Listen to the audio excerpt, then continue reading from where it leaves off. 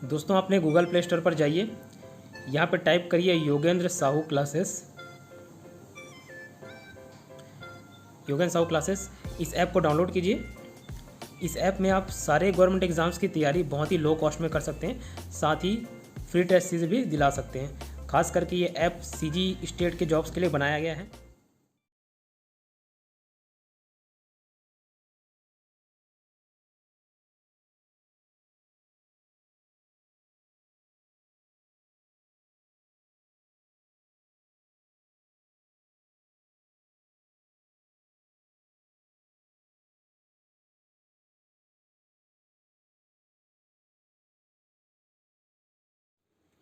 नमस्कार दोस्तों, स्वागत है आपका योगेंद्र साहू ऑनलाइन क्लासेस में। मेरे क्लासेस ऑफलाइन अटेंड करने के लिए या फिर पेड ऑनलाइन क्लासेस अटेंड करने के लिए कांटेक्ट करें 8770123687 पर। साथ ही योगेंद्र साहू ऑनलाइन क्लासेस को सब्सक्राइब करें। मेरे चैनल पर जाएं और प्लेलिस्ट में जाकर देखें, आपको कॉम्पिटिटिव एग्ज़ाम से रिलेटेड सारे सब्जेक्ट्स की तैयारी आपको फ्री में करने को मिल जाएंगे। ठीक है, प्लेलिस्ट में जाइए, चाहे आप CGPSC प्री दिला रहे हो, मेंस दिला रहे हो, चाहे इंडिया लेवल के किसी भी एग्ज़ाम्स आप फाइट कर रहे हो, SSC, रेलवे, बैंकिंग, सारे सब्जेक्ट वाइज आपको प्लेलिस्ट में टॉपिक मिल जाएंगे। ठीक है, आप सब्सक्राइब कीजिए चैनल और प्लेलिस्ट में जाके सारे वीडियोस देखिए। धन्यवाद। आज आज़ादी मिल जाएगा। कल मिसलेनियस चीज़ जो छूटा हुआ है वो सब करा दूंगा, जितने क्वेश्चंस वगैरह बीच बीच के छूटे हुए हैं, इंपॉर्टेंट क्वेश्चंस। टॉपिक क्या लिखे थे लास्ट? आज़ाद हिंद फौज, सुभाष चंद्र बोस। अच्छा ठीक है, उसके बाद कोई टॉपिक डाले थे गाइडिंग? नहीं डाले, नहीं डाले ना। चलो ठीक है, पहले बता रहा हूँ, सुन लो। देखो 1943-44 में मैं क्या बताया, जापान और INA, Indian national army, Azad Hind फौज, जिसके नेतृत्व कौन करे थे? सुभाष चंद्र बोस। इन्होंने धावा बोला किस पे? ब्रिटेन पे। ठीक है, संयुक्त आर्मी थी जापान की और इंडियन नेशनल आर्मी की। और ये भी बताया कि कैसे रॉयल एयरफोर्स, कल रॉयल एयरफोर्स का नाम नहीं लिया लेकिन आज ले रहा हूँ, उससे रिलेटेड आगे विद्रोह होगा तो समझ आएगा। रॉयल एयरफोर्स, RAF बोला जाता था। शाही क्या बोलेंगे, वायु सेना, शाही वायु सेना। ठीक है, रॉयल एयरफोर्स, इनकी सेना ने आक्रमण किया और INA पूरा साफ। ठीक है, यहाँ तक समझ आया था। उसके बाद क्या हुआ, जो INA के सैनिक हथियार डाल दिए, तुरंत एयर स्ट्राइक हो रहा है, कौन वहाँ पे लड़ना चाहेगा? खुला मैदान है, एयर स्ट्राइक हो रहा है, तो क्या किया लोग? हथियार डाल दिए। हथियार डालने के बाद उनको पकड़ा गया, सारे सैनिकों को जितने युद्धबंदी थे, और उनको लाया गया दिल्ली के लाल किला, रेड फोर्ट। ठीक है, तो दिल्ली के लाल किला में उनका मुकदमा चला 1945 में। 44 में पकड़ा है, 1945 में मुकदमा चला। कब चला? जब वर्ल्ड वॉर खत्म हो गया, 1939-1945 चला। ठीक है, वर्ल्ड वॉर समाप्त, उसके बाद इनके ऊपर मुकदमा चला। और अंग्रेज़ों ने जानबूझ के ये सोच के कि इनको सबके सामने सज़ा देंगे, सबके सामने इनकी सुनवाई होगी, ताकि सारे भारतवासियों को ये मालूम चले कि अंग्रेज़ों के साथ बगावत करने का क्या अंजाम होता है। ये उनका सोच था। ठीक है, खास करके क्लीमेंट एटली का। अभी तक विंस्टन चर्चिल थे ना प्रधानमंत्री। वर्ल्ड वॉर 2 अगर विंस्टन चर्चिल नहीं होते तो ब्रिटेन नहीं जीत पाता। ठीक है, वो कोई संभालने वाला नहीं था उस टाइम ब्रिटेन को, लेकिन उसके बावजूद अंग्रेज़ की जो जनता थी, ब्रिटिश की जो जनता थी ब्रिटेन की, उन्होंने उसका समर्थन नहीं किया। इवन विंस्टन चर्चिल ये अचंभित हो गए थे कि कैसे हार गए हमें। ठीक है, लेकिन पार्टी चेंज हुआ। जैसे यहाँ कांग्रेस और BJP दो बड़ी बड़ी नेता हैं, वहाँ पे लेबर पार्टी और लिबरल पार्टी, एक उदारवादी और एक लेबर पार्टी, दो चलती है। तो जो क्लीमेंट एटली की सरकार आई वो लेबर पार्टी की सरकार थी। ठीक है, तो 1945 में उनके ऊपर मुकदमा चला। लेकिन जिस प्रकार अंग्रेज़ों ने सोचा कि भारतीय लोग हैं उनके मन में ऐसा विचार आएगा, डर बैठेगा, खौफ बैठेगा, ऐसा हुआ नहीं। उसका कारण ये था, 3 बड़े बड़े नेता थे। एक शहनवाज था मुस्लिम, एक सहगल था हिंदू, और एक गुरबख्श सिंह ढिल्लो, ये था सिख। ठीक है, तो 3 बड़े बड़े नेता,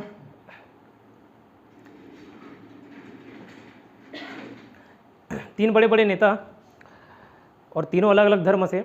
ठीक है, सबके सामने सुनवाई हो रही है और उनको फांसी की सज़ा सुनाई, आगे फांसी की सज़ा सुनाई देगी। लेकिन इससे हुआ क्या, अलग अलग धर्म के जो लोग थे वो एक साथ एकजुट हो गए। आपका भी उसमें हित जुड़ा हुआ है, आपका भी तीनों अलग अलग धर्म के नेता, मतलब जो लोग थे उनका हित जुड़ा हुआ था। तो वहाँ पे भारतीय जनता फिर से एक हो गई। जैसे 1857 के विद्रोह के समय एक हुई थी। ठीक है, हिंदू मुस्लिम दोनों के धर्म पे आघात हुआ था, तो वैसे यहाँ पे भी एक हो गई। और उसका काफ़ी विरोध हुआ, किसका? जो INA के ऊपर जो मुकदमा चल रहा था, तो ये बोला गया कि नहीं, इनको कोई फांसी की सज़ा नहीं होनी चाहिए, इनको युद्ध बंदियों को छोड़ दिया जाना चाहिए, बंदियों को रिहा कर देना चाहिए।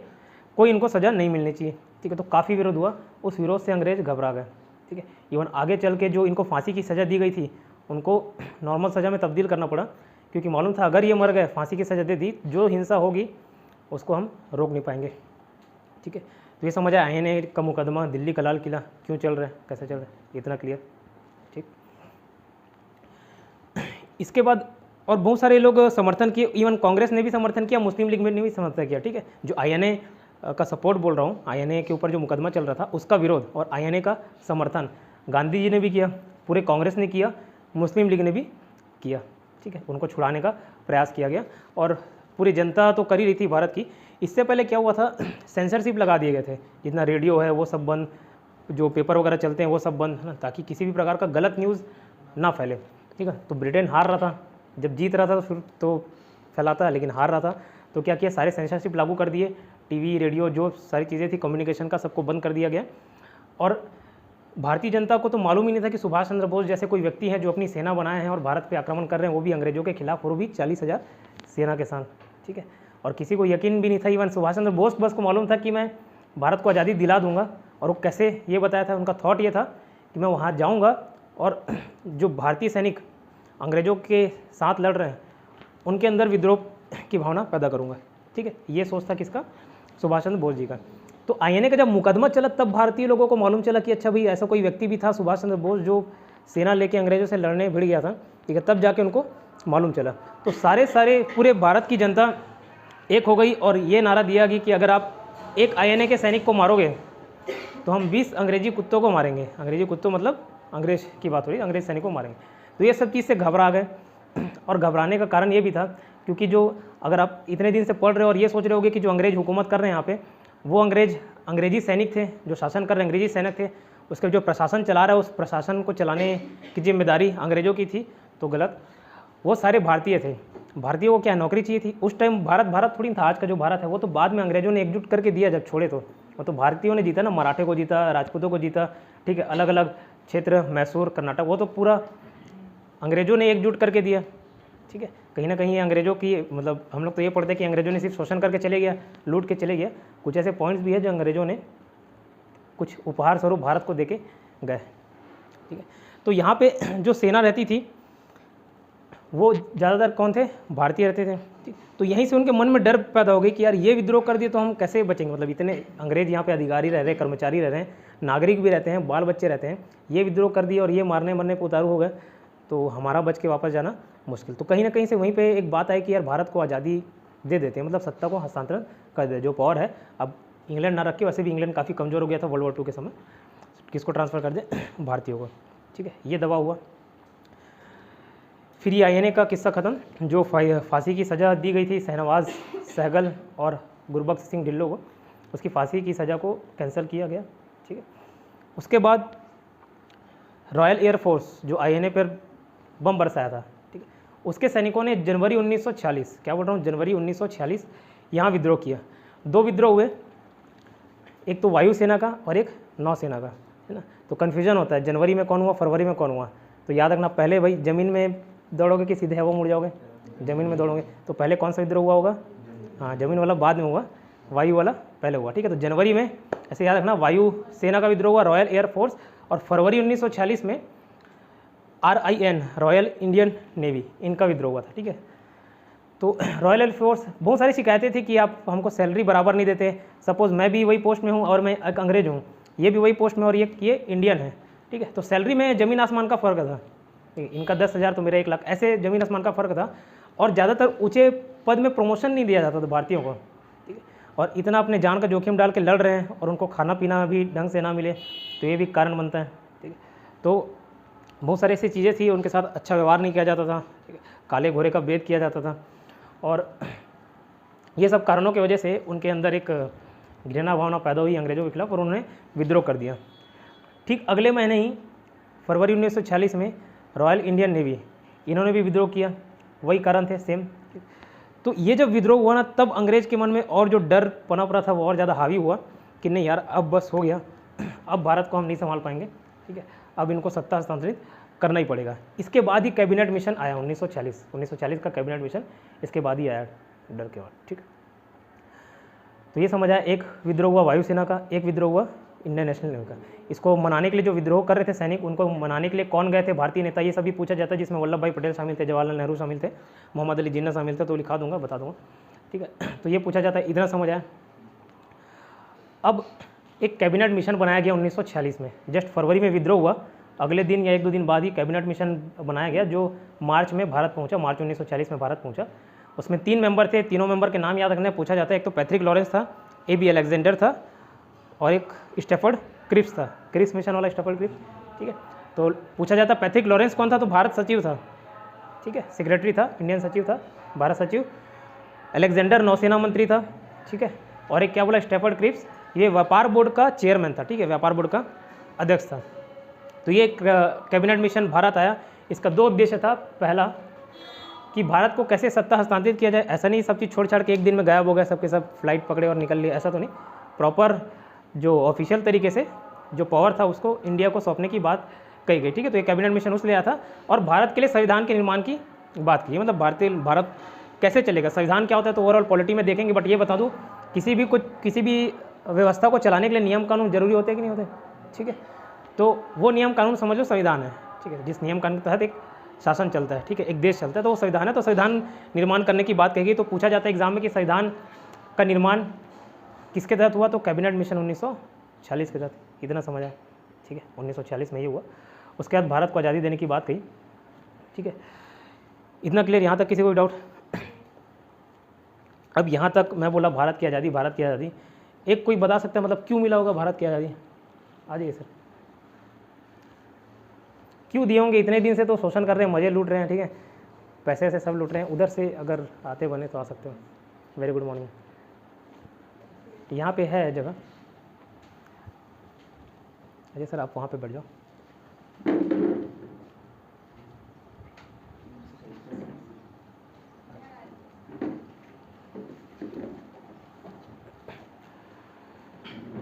कोई बता सकता है क्यों दिया होगा इतने दिन से, जब राज कर रहा है अचानक से 1757 से 1947, 200 साल लगभग, क्यों छोड़ के चले गए हमें?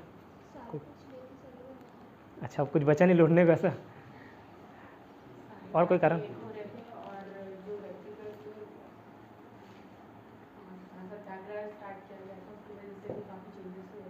ठीक है, और कोई? सही बोल रहे हो, और कोई? लूटने तो बहुत कुछ बचा था बताना, इतना समृद्ध था। जब विजयनगर साम्राज्य बताया था, विजयनगर साम्राज्य पढ़ाया था, उसमें बहमनी साम्राज्य के जो गुट थे और विजयनगर साम्राज्य युद्ध हुआ था, 6 महीने लगे थे पूरा लूटने में। एक दिन में लूट नहीं पा रहे थे, इतना झोला भर भर के सोना ले जाता। बताया था वहाँ के जो मजदूर थे, किसान थे, उन लोग कान में बानी, यहाँ कंगन, यहाँ सोने का चैन। तो इतना अमीर वर्ग था जब विजयनगर साम्राज्य साउथ इंडिया में। एक तो वैसे ही भारत भी, हालांकि सब चीज़ हो गया कहानी। उसका आज़ादी देने का कारण ये था, सबसे पहले वर्ल्ड वॉर 2, ठीक है, वर्ल्ड वॉर 2। ये क्या हुआ, जब क्लीवेंट एटली प्रधानमंत्री बने 1956 में भारत आए थे और PB चक्रवर्ती जी से मिले थे, ठीक है। PB चक्रवर्ती एक जस्टिस थे, न्यायाधीश थे। तो वो जो जज थे उन्होंने पूछा उनसे, क्लीवेंट एटली से, मतलब PB चक्रवर्ती ने क्लीवेंट एटली से पूछा कि यार आप इतने साल से तो शासन कर रहे थे, अचानक से कैसे आज़ादी की बात करने लगे, क्या कारण थे? तो उसमें सबका योगदान पूछा। सुभाष चंद्र बोस जी का कितना योगदान था, महात्मा गांधी का कितना योगदान था, ये जो चंद्रशेखर आज़ाद, ये सब जो बीच बीच में हिंसात्मक रूप अपनाए, उनका क्या योगदान था, ठीक है। INA का क्या योगदान था, RAF के जो सैनिक विद्रोह किए थे, RIN के जो सैनिक विद्रोह किए थे, उनका क्या योगदान था। तो वहाँ पे क्लीवेंट एटली ने बताया, कुछ पॉइंट्स बताया, और वही कारण है। पहला कारण था वर्ल्ड वॉर 2। पहले ब्रिटेन पावर में था, उससे पहले इतने सारे कॉलोनीज स्थापित किए थे, इतना अपार धन दौलत पैसा, ठीक है। तो ब्रिटेन सबसे पहले पावर में आया था। लेकिन जैसे ही वर्ल्ड वॉर 2 हुआ, ब्रिटेन की सारी शक्ति का नाश हो गया, और फिर पावर में कौन आया? 2 कंट्रीज़ उभरे, एक था रशिया, एक था अमेरिका। रशिया नहीं बोलना चाहिए, USSR, वहाँ से टूट के रशिया अलग हुआ, ठीक है। तो USSR वही रशिया समझ लो, रशिया और अमेरिका 2 पावर के रूप में हुए, और उन्होंने दबाव बनाया कि अब ये सब भाई ख़त्म करो, पहला चीज़। दूसरा, आर्थिक रूप से काफ़ी कमज़ोर हो गए थे ब्रिटेन, ठीक है। तो और सेना इकट्ठा करना और रिसोर्सेस बनाना, ठीक है, फंडिंग करना, ये सब अब उनके बस की बात नहीं रह गई थी। टाइम लगता उसको, 30-40 साल 50 साल समय लगता। तो ये एक भी कारण था दूसरा, ठीक। तीसरा, जो RAF और RAN के जो सैनिक विद्रोह किए थे ना, मेन जड़ तो वही था, एक तो जो सरकारी संस्थाएं जो चलाते थे, जिनमें सरकारी नौकरी काम कर रहे थे, मतलब इंडियन काम कर रहे थे, वही नहीं चलेगा तो उनका शासन प्रशासन कैसे चलेगा बताइए। जो अचानक से अगर उन लोग विद्रोह करना चालू कर दें और सेना जिसके दम पे पूरा शासन चलता है, ठीक है, वो नहीं रहेगा तो डिफेंस सिस्टम कौन देखेगा। वो जो शासन चलता है उसके सैनिक ही विद्रोह कर दिए थे। अभी जो भारतीय सैनिक रहते थे शुरू में क्या है, कोई मराठे से लड़ रहे हैं, तो अब हम लोग जब मिडिवल स्ट्रीप देखें तो उसमें क्या पढ़े थे, कोई मुगल लड़ रहे हैं, ठीक है, और इधर से हिंदू लड़ रहे हैं, राजपूत लड़ रहे हैं, मराठे लड़ रहे हैं, निज़ाम लड़ रहे हैं। तो ऐसा नहीं था कि जो अगर मुसलमान कोई शासक है उसके सेना में हिंदू नहीं होंगे, ऐसा नहीं था। लोगों को बस सैलरी चाहिए रहता था, सैलरी के लिए रिक्रूट हो जाते थे। हर किसी को अपना बेनिफिट दिखता था, कोई ये मुस्लिम धर्म है कि हिंदू धर्म है ये सब नहीं देखते थे। हल्दी घाटी का युद्ध जो पड़े थे अकबर और महाराणा प्रताप के बीच, उसका सेनापति था हिंदू, मुसलमान का सेनापति था हिंदू मान सिंह, और जो महाराणा प्रताप का सेनापति था वो एक मुस्लिम था, आसफ अली, है ना, आसफ खान। तो ऐसा कोई दिक्कत नहीं था कि मतलब हिंदू है तो हिंदू ही लड़ेगा उसके लिए, या मुस्लिम है तो मुसलमानों के लिए लड़ेगा, ऐसी कोई बात नहीं थी। ये लोग बस जो लीडर उसको लीड कर लिया उसके तरफ चले जाते थे, ठीक है।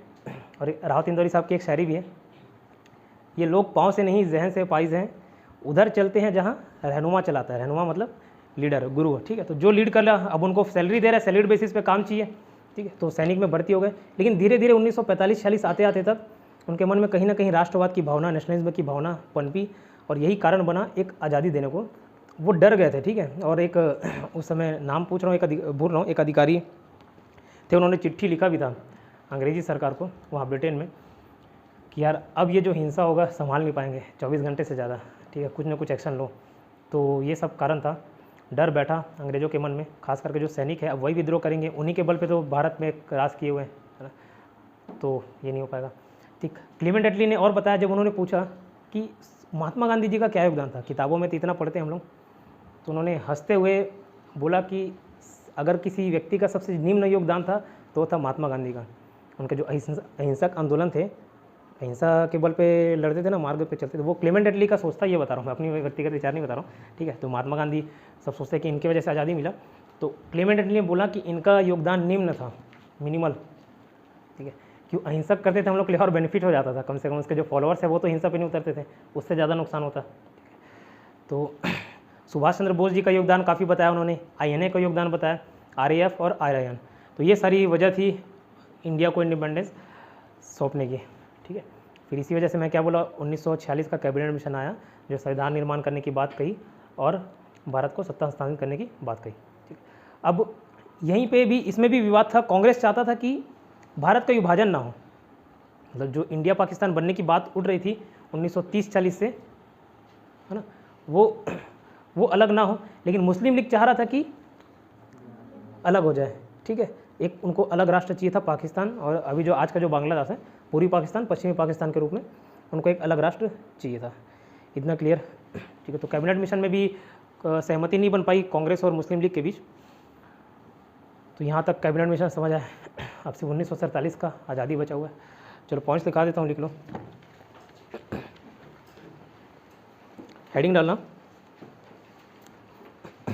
INA पर मुकदमा, INA आज़ाद हिंद फौज, INA इंडियन नेशनल आर्मी पर मुकदमा, इंडियन नेशनल आर्मी पर मुकदमा, इंडियन नेशनल आर्मी पर मुकदमा। नीचे लिखना,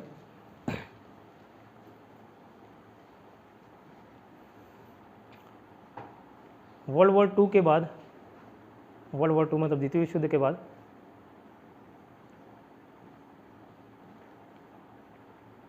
वर्ल्ड वॉर 2 द्वितीय विश्व युद्ध के बाद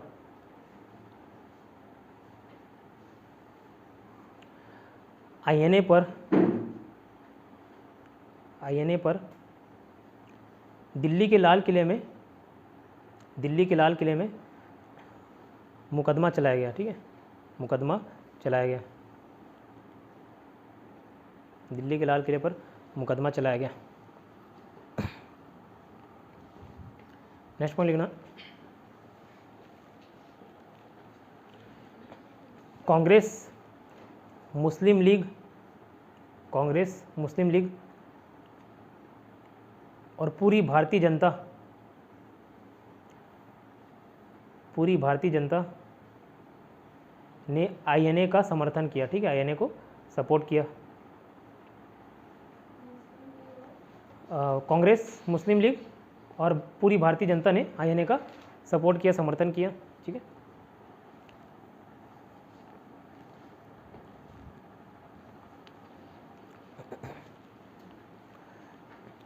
आईएनए में मुख्य किरदार लिखना, मुख्य किरदार थे, पहला पीके सहगल,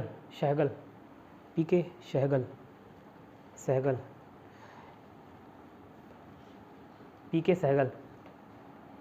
दूसरा गुरुबख्श सिंह ढिल्लो,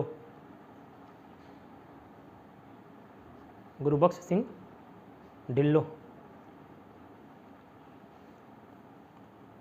गुरुबख्श सिंह ढिल्लो, गुरुबख्श सिंह ढिल्लो। और एक कौन बच गया? शहनवाज, तीसरे शहनवाज लिख लेना, तीसरे शहनवाज।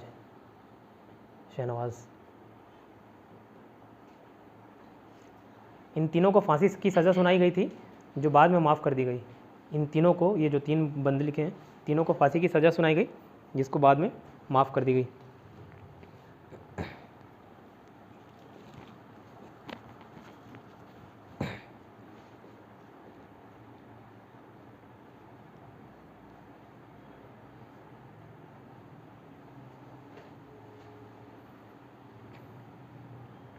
नेक्स्ट लिखना वायुसेना और नौसेना का विद्रोह, नेक्स्ट हेडिंग डालना। ठीक है, वायुसेना और नौसेना का विद्रोह, एयरफोर्स और नेवी फोर्स का रिवॉल्ट या विद्रोह, एयरफोर्स और नेवी फोर्स का विद्रोह। रिवॉल्ट लिख सकते हो, विद्रोह मतलब, या म्यूटिनी भी लिख सकते हो।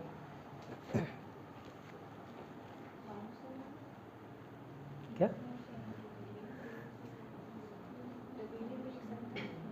रिवेलियन बोल सकते।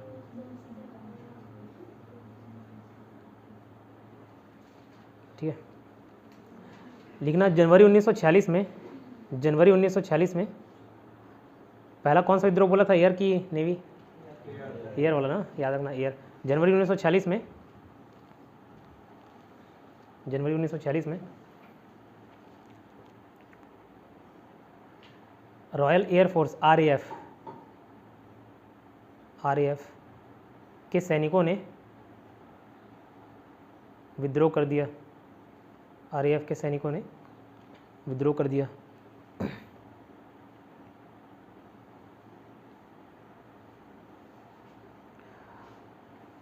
और लिखना फरवरी 1946 में, फरवरी 1946 में RIN रॉयल इंडियन नेवी के सैनिकों ने विद्रोह किया। RIN रॉयल इंडियन नेवी के सैनिकों ने विद्रोह किया।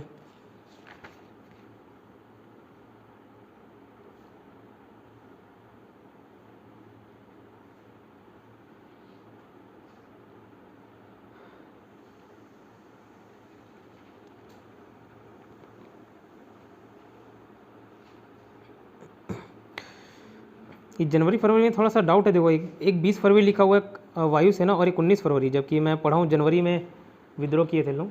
ठीक है, इसको मैं बाद में क्लियर करा दूंगा।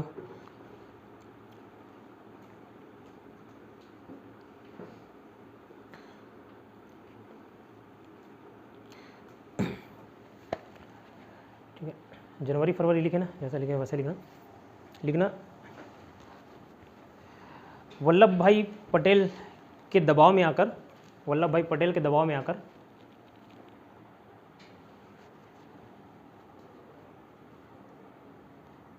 सैनिकों ने आत्मसमर्पण कर दिया। ठीक है, वल्लभ भाई पटेल के दबाव में आकर सैनिकों ने आत्मसमर्पण कर दिया, सरेंडर कर दिया।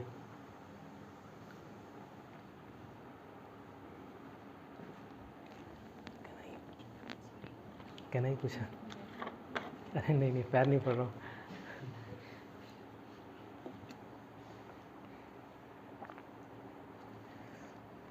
ठीक है, इन लोगों का क्या योगदान रहा आज़ादी में, समझ आए? ये यूपीएससी मेंस में क्वेश्चन पूछा था एक बार 2014 में, 200 शब्दों में एक्सप्लेन करना था।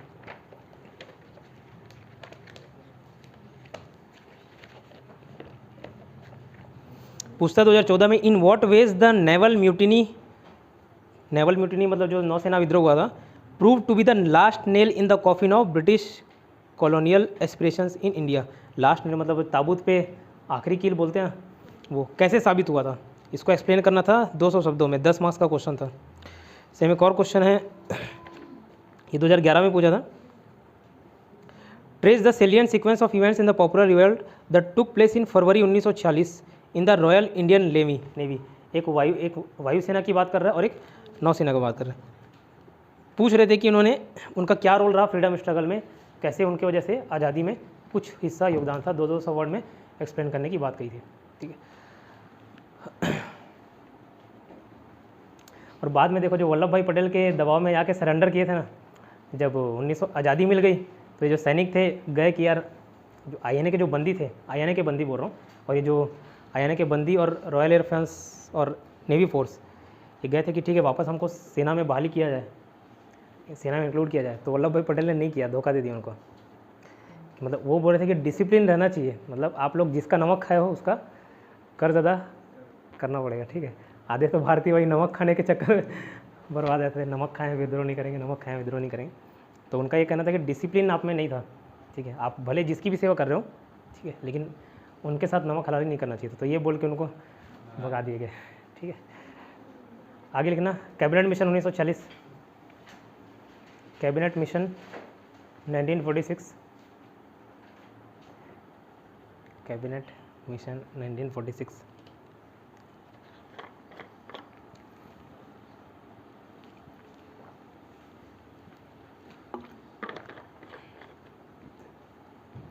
उसके अंदर लिखना 1945 में ही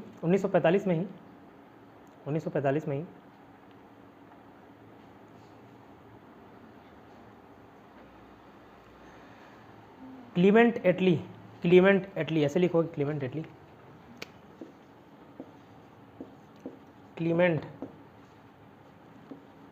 एटली है ना, इटली नहीं, एटली, क्लीमेंट एटली की लेबर पार्टी की सरकार, गवर्नमेंट, क्लीमेंट एटली की लेबर पार्टी की सरकार सत्ता में आई।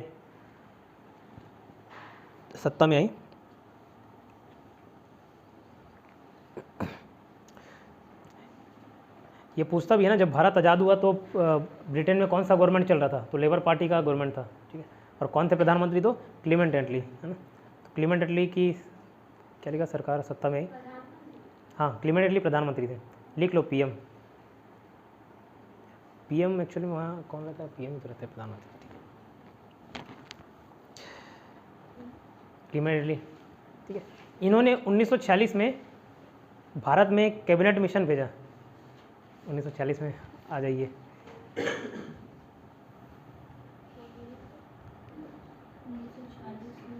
इधर से आ जाओ इधर से। चेयर है क्या, नीचे रहेगा, ये बैग हटा दीजिए मैडम।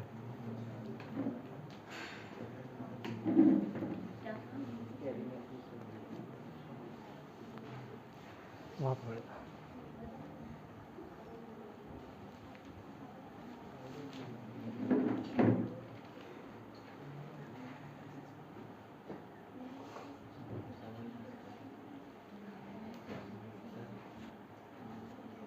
सॉरी, पानी दो।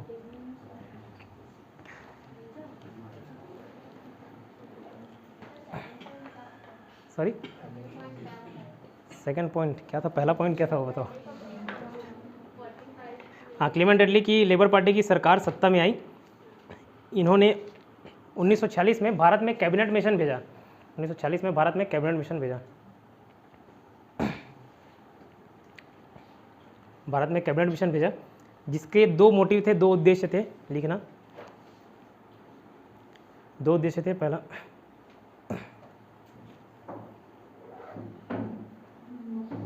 एक पेज बस छोड़ देना आप लोग का, एक ही पेज छूटा हुआ है, बाकी उससे पहले कहानी बता रहा था। ठीक है,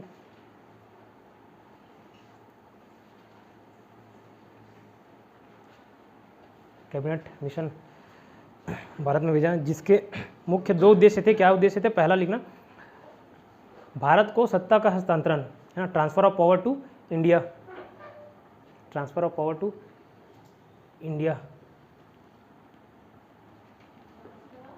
transfer of power to India, सत्ता का हस्तांतरण, भारत को सत्ता का हस्तांतरण। सत्ता में जो राज कर रही है अंग्रेजी सरकार, उसको भारतीय सरकार को देगी।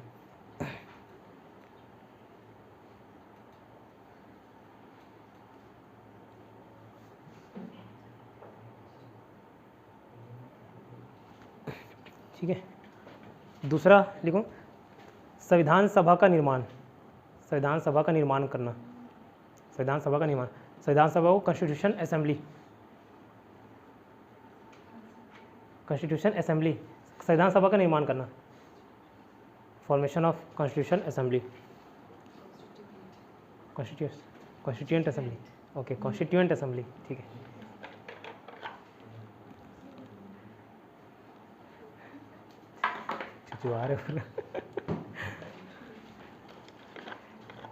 जिसका बॉटल है वो नहीं पीती।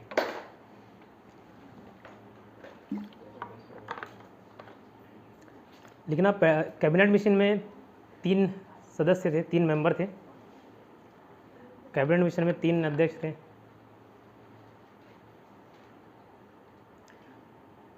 हाँ, बात करने में बिजी थे। 3 मेंबर थे, 3 सदस्य थे कैबिनेट मिशन में। पहला लिखना पैथरिक लॉरेंस, पैथरिक लॉरेंस, पैथरिक, पैथरिक नहीं पैथरिक था। लिख दे रहा हूँ, हिंदी में लिख दे रहा हूँ।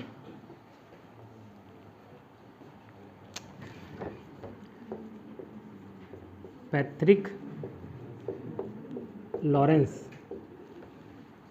अच्छा, हिंदी में पूछा जाता है ये इसका उत्पत्ति कहाँ से हुई है? अंग्रेजी से आया ना ये वाला ओ जो प्रोनाउंस होता है, ओ लड़कियों वाला ओ।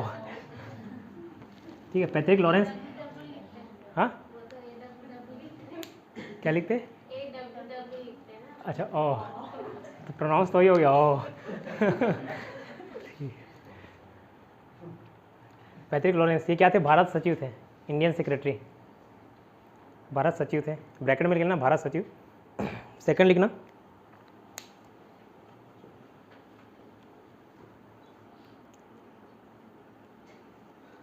Stafford Cripps, Stafford Cripps. ये लिखना व्यापारिक बोर्ड के अध्यक्ष थे, व्यापारिक बोर्ड के अध्यक्ष थे। ट्रेड बोर्ड बोलेंगे शायद, ट्रेड बोर्ड के चेयरमैन थे। ठीक है, व्यापारिक अध्यक्ष के चेयरमैन, अध्यक्ष, हाँ वही अध्यक्ष। और तीसरे पर्सन थे A.B. Alexander, A.B. अलेक्जेंडर।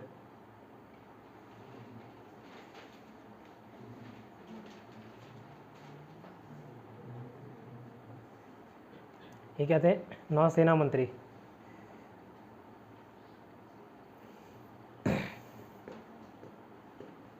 नौसेना मंत्री।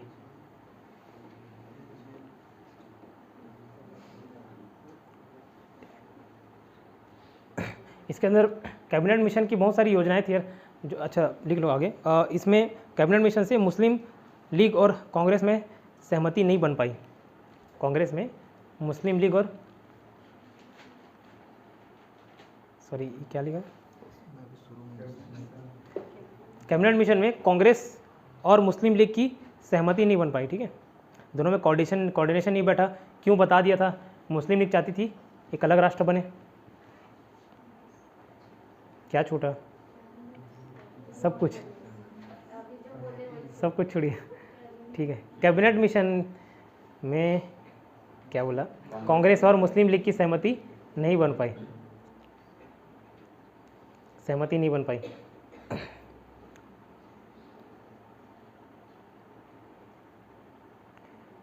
कांग्रेस अखंड भारत चाहता था। अखंड भारत को क्या बोलेंगे इधर इंग्लिश में?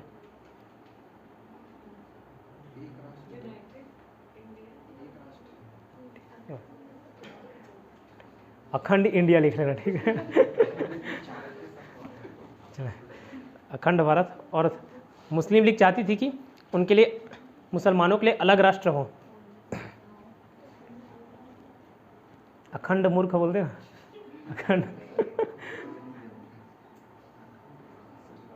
हाँ, मूर्ख की जगह कुछ और है।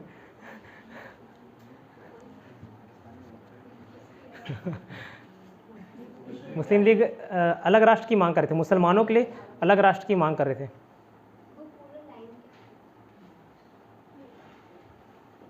पूरा लाइन कैसा दोस्त पढ़ के बताओ।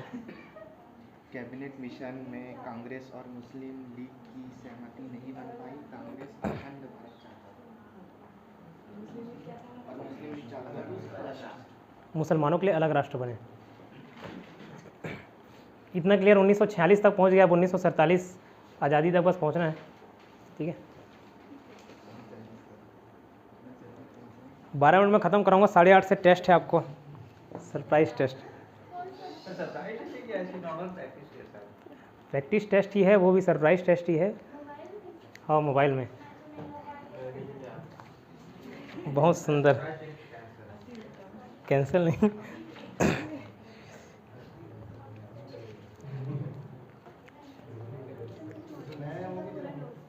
सॉरी, मिल जाएगा, हिंदी में मिल जाएगा।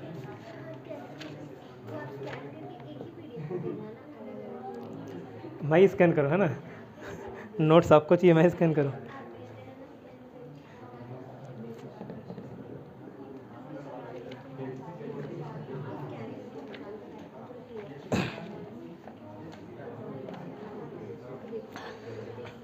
अब लिखो पार्टीशन ऑफ इंडिया एंड, देखिए भाई, partition of India and independence, मतलब भारत का विभाजन और स्वतंत्रता। भारत का विभाजन और स्वतंत्रता।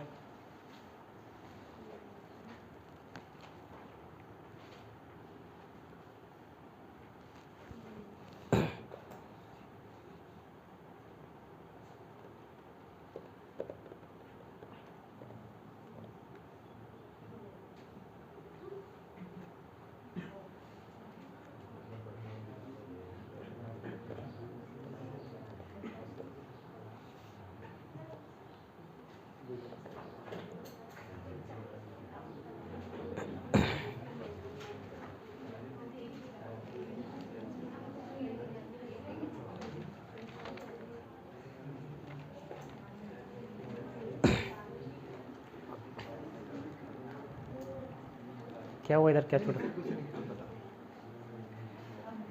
अब देखो, कैबिनेट मिशन आया है ना, उसके बाद क्या बोला, देखो 1947 में, नहीं बता रहा हूँ पहले सुनो, 1946-47 में भारत को आज़ादी देने की बात कही गई थी। ठीक है, और आज़ादी मिलने वाली थी जून 1948 में, जून 1948 में। लेकिन आनन फानन में जल्दी में ही कुछ बिल पास कर दिए जुलाई 1947 में ही, और अगस्त 1947 में आज़ादी दे दी गई। और उसी का कारण बना हिंदू मुस्लिम इतने दंगे हुए ना बॉर्डर में। ठीक है, बॉर्डर जब पार्टीशन हुआ, एक भारत बना एक पाकिस्तान बना, तो काफ़ी दंगे हुए। अगर वो 1948 में आज़ादी मिले रहता ना तो शायद इतना दंगा नहीं होता, प्रॉपर तरीके से रहता। लेकिन 1947 में ही अगस्त में ही आज़ादी दे दी गई, इसकी वजह से दंगा हुआ था। तो लेकिन ये आज़ादी के अंदर पॉइंट लिखना, हाँ, भारत के विभाजन और स्वतंत्रता, वही स्वतंत्रता आज़ादी एक ही चीज़।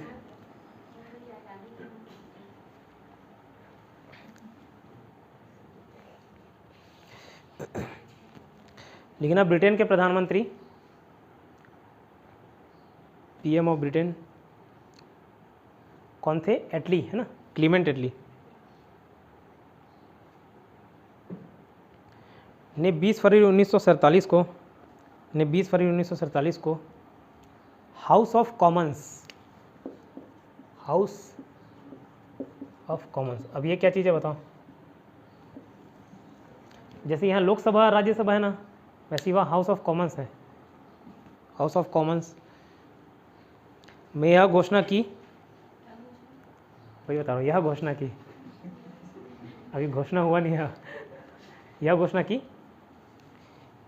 कि जून 1948 के पहले ही भारत को सत्ता हस्तांतरित कर दी जाएगी। ठीक है, भारत को सत्ता हस्तांतरित कर दी जाएगी, भारत को सत्ता हस्तांतरित कर दी जाएगी। और इटली ने वेवल के स्थान पर,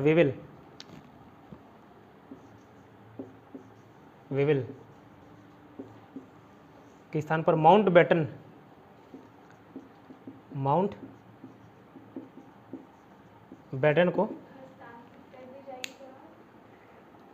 हस्तांतरित कर दी जाएगी। इसका क्या लिखा है? और इटली ने और इटली नहीं, इटली ने, इटली ठीक, इटली ने वेवेल के स्थान पर वेवेल के स्थान पर माउंट बैटन को भारत का वॉइस रॉय नियुक्त करके भेजा।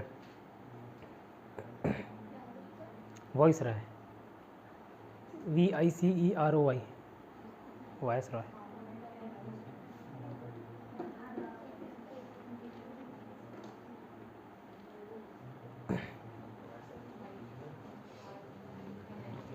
वॉइस रॉय बनाकर भेजा, ठीक है।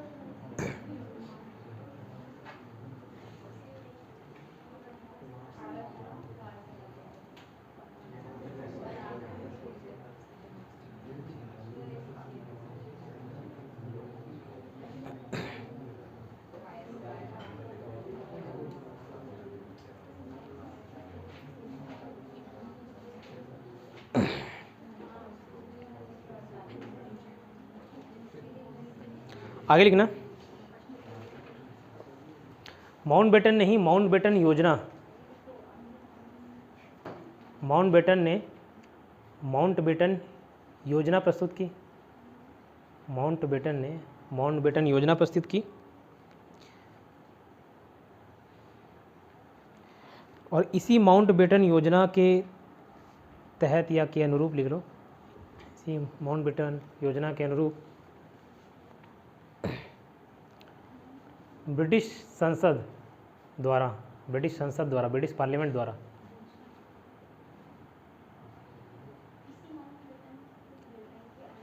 के अनुरूप, ब्रिटिश संसद द्वारा 18 जुलाई लिखना, 18 जुलाई 1947 को, 18 जुलाई 1947 को, 18 जुलाई 1947 को भारतीय स्वतंत्रता अधिनियम, उसको हिंदी इंग्लिश दोनों में लिखना, भारतीय स्वतंत्रता अधिनियम, भारतीय स्वतंत्रता अधिनियम, भारतीय स्वतंत्रता अधिनियम, इंडियन इंडिपेंडेंस एक्ट, भारतीय स्वतंत्रता अधिनियम, इंडियन इंडिपेंडेंस एक्ट पारित किया, पारित किया मतलब पास किया, ठीक है।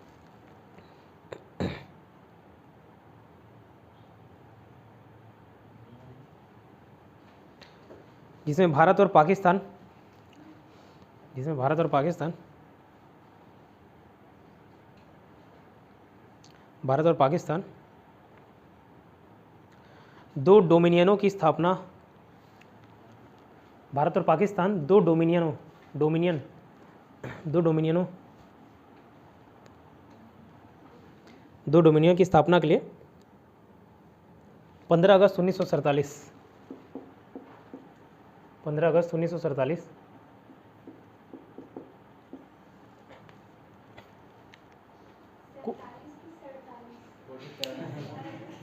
47 भावनाओं का संजम है। ऐसे एक लड़का था 51, 52, 53, 54, 55 बोलता था, 55, 1947, ठीक है। 15 अगस्त 1947 को तिथि निर्धारित की गई थी, तिथि निर्धारित की गई थी, डेट फिक्स किया गया 15 अगस्त 1947 को आज़ाद कर देंगे, कर देंगे, किया नहीं गया, अभी तो पास हो रहा है ना पार्लियामेंट।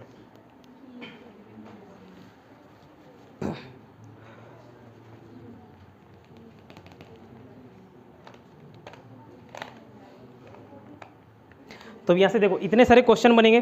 जब भारत को स्वतंत्रता प्राप्त हुई तो निम्न में से इधर ध्यान दीजिए, किस एक पार्टी की सत्ता थी? मैडम जी इधर ध्यान दीजिए, हाँ लेबर पार्टी था, ठीक है।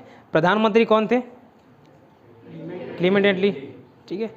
ब्रिटिश सरकार ने जून 1948 तक भारत को छोड़ने की घोषणा की थी। कब छोड़ने की घोषणा की थी लिखा था क्या? फरवरी 1947, ये बन जाएगा। उसके अलावा उस टाइम वाइसरॉय कौन था? माउंट बैटन, ठीक है। कौन सी योजना भारतीय स्वतंत्रता का आधार बनी? तो माउंट बैटन योजना। इसमें बहुत सारी क्रिप्स योजना दिया हुआ, वेवेल योजना, माउंट बैटन योजना, ऐसा नहीं। कैबिनेट मिशन भी आता तो कभी कभार हम कन्फ्यूज हो जाते। कैबिनेट मिशन को नहीं, वो तो संविधान निर्माण के लिए था, ठीक है। आज़ादी के लिए बोले तो माउंटबेटन, और यही माउंटबेटन योजना आधार बनी देश के विभाजन की, ठीक है। अब इंडिपेंडेंस एक्ट कब पारित हुआ पूछने से क्या बताओगे? ठीक है, जुलाई 1947। डेट याद भी ना रहे तो 18 जुलाई कर लेना, मतलब 18 जुलाई याद रखना 1947, ठीक है।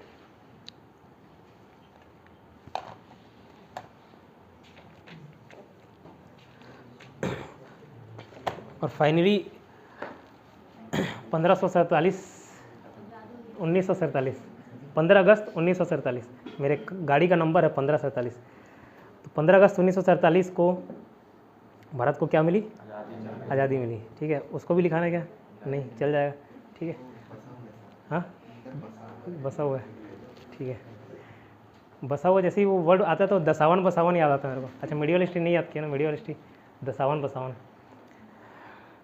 ठीक है। ये हो गया आपका मॉडर्न हिस्ट्री कंप्लीट, ठीक है। अब तो फीलिंग नहीं आएगा ना मॉडर्न हिस्ट्री चल रहा था, चल रहा है, चलता रहेगा।